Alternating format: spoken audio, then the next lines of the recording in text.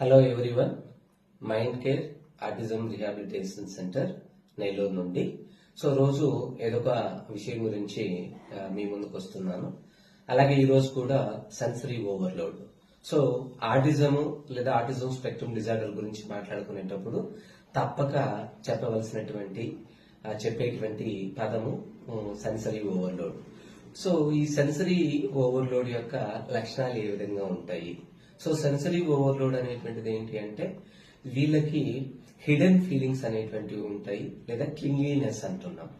అంటే ఏంటి, బ్రెయిన్ అనేది సెన్సరీ ఓవర్లోడ్ తో బాధపడుతున్నటువంటి లేదా ఆ లక్షణం కలిగి ఉన్నటువంటి పిల్లలకి ఎక్స్ట్రా ఇన్పుట్ అనేటువంటిది బయట ప్రపంచం నుంచి అనేటువంటిది తీసుకోదనమాట. అందుకే ఆర్టిస్టిక్ పిల్లలు ఉన్నటువంటి వాళ్ళు సెల్ఫ్ వరల్డ్ లో ఉంటూ ఉంటారు. బయట ప్రపంచానికి పెద్దగా స్పందన అనేటువంటిది ఉండదు. అందుకే తల్లిదండ్రులు కూడా చెప్తూ ఉంటారు, మా అబ్బాయి పిలిస్తే కూడా పలకట్లేదు, 4 సార్లు పిలిచినా 10 సార్లు పిలిచినా స్పందన లేదు అనేటువంటి మాట చెబుతూ ఉంటారు. దాని వెనుకలు ఉన్నటువంటి కారణం ఏంటి అని అంటే, ఈ ఎక్స్ట్రా ఇన్ఫర్మేషన్ ని బ్రెయిన్ అనేది ఆ ఇన్పుట్ ని తీసుకోకపోవడం అని అనమాట. దీన్నే క్లింగీనెస్ అని లేక హిడెన్ అని అంటాం.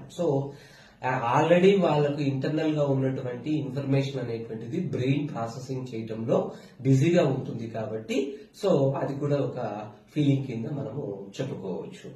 తర్వాత వీళ్ళు చిన్న చిన్న విషయాలకు కూడా ఇరిటేట్ అయిపోతూ ఉంటారు. దాన్ని కొంతమంది ఏమనుకుంటారంటే రూడ్నెస్ బిహేవియర్ అని చెప్పి భావిస్తూ ఉంటారు. అలా కాదండి, లేదా అది బిహేవియర్ ప్రాబ్లం కూడా అని అనుకుంటూ ఉంటారు. అదేమి కాదు. వాళ్ళకి ఏంటంటే ఆల్రెడీ సెన్సరీ ఓవర్లోడ్ ఎక్కువైపోయి ఇంటర్నల్ గా జరుగుతున్నటువంటి ఎక్స్పీరియన్సెస్ నిరంతరం కొనసాగేటువంటి ప్రక్రియలో ఉంటున్నప్పుడు ఏమవుతుంది అని అంటే, వాళ్ళు చిన్న చిన్న వాటికి ఎలా స్పందించాలో తెలియక దాన్ని ఓవర్ గా రియాక్ట్ అవటము, ఇరిటేట్ అవటం అనేటువంటిది జరుగుతుంది. తర్వాత avoid I to eye contact. I to eye contact అనేది, ఇప్పుడు నేను వీడియో వైపు చూస్తున్నాను, లేదా మనము ఒక వ్యక్తి మనతో మాట్లాడుతున్నప్పుడు మనం వాళ్ళ కళ్ళలోకి చూడడము, ముఖంలోకి చూడడము, అలా ముఖాముఖి చూసి మాట్లాడడం సర్వసాధారణం. కానీ ఈ పిల్లలు ఏంటంటే ఐ టు ఐ కాంటాక్ట్ ఉంటుంది. దానికి కూడా కారణం ఏంటి అని అంటే, ఈ సెన్సరీ ఓవర్లోడ్ అనేటువంటిది ప్రాసెసింగ్ లో గజిబిజిగా వాళ్ళు ఉంటుందన్నమాట వాళ్ళ మైండ్ లో. అందువల్ల ఏంటి అని అంటే, వాళ్ళకి జరుగుతున్న ప్రాసెస్ మీద దృష్టి పెడతారు తప్ప మనతో మనం ఏం మాట్లాడుతున్నాము, మనం ఏమి చెబుతున్నాము, మనం పిలుస్తున్నామా ఏంటి అనేటువంటి విషయాన్ని వాళ్ళు పెద్దగా పట్టించుకోరు. తర్వాత ఇక్కడ ఏమవుతుంది అంటే, రెస్పాన్స్ ఆర్ నో రెస్పాన్స్.